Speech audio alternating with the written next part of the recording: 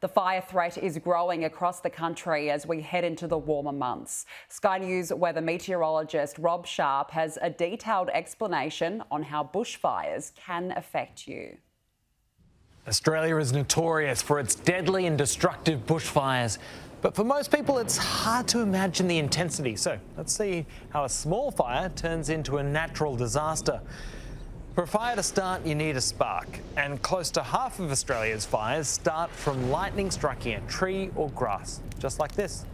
The other half is started by humans, either by accident, such as farm equipment, or on purpose by arsonists. And once a fire starts, its movement and intensity depends on the weather and the landscape, and there are 5 main factors that make fires move faster and burn more dangerously: abundant and dry vegetation, strong winds, heat, and low humidity. These 5 factors all combine to create the fire danger rating. And you'll see this sign near roads right across Australia. You don't want to be in the red. Once you hit that, it means catastrophic fire risk.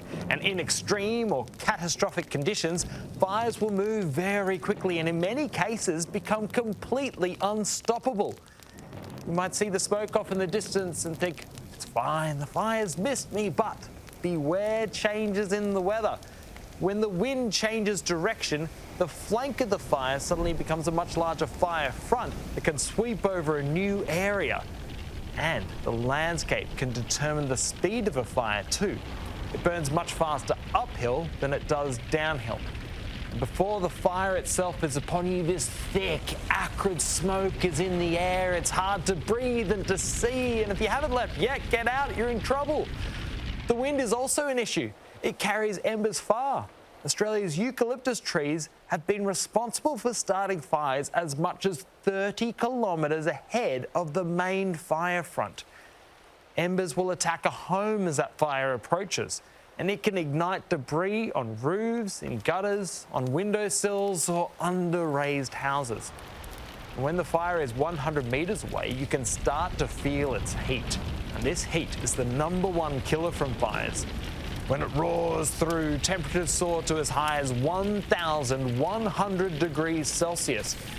Poorly built homes get burnt to a crisp in a matter of minutes. And once the fire is gone, we're left with this scene of total destruction. Look at this. It's not safe to return. Small fires can burn for days. Any homes that aren't completely destroyed are at risk of total collapse.